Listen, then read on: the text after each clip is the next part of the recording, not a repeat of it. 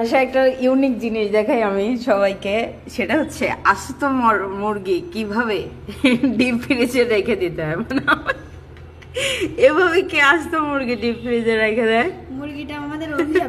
Unique একটা জিনিস দেখাই, সেটা হচ্ছে আমার বোন এখন এর পেটের ভিতর থেকে একটা ডিম তাকে বের করে দিতে হবে। সেই ডিমটা নিয়ে সে নুডলস রান্না করবে। মানে আল্লাহ, এইখানে না, এখানে মেয়ে বরপি, ডিম ডিমটা কোথায়? আরে ডিম কই? ডিমের জন্য দুনিয়া অন্ধকার করে দিলে। ডিম ও ডিম রান্না করে, ডিম ফ্রিজে নেই। আর এই হলো মুরগির দশা। মুরগি থাক, এভাবেই থাক, কি আর বলবো। ডিম বাইর হয়ে আবার সে ডিম রান্না করে চলে আসছে, মানে বাসায় কোনো ডিম নাই। আর সেই ডিমের জন্য এখন মুরগির পেট থেকে ডিম বাইর করে খাওয়া বাঙালি। এইটা বাহ, সো সুইট।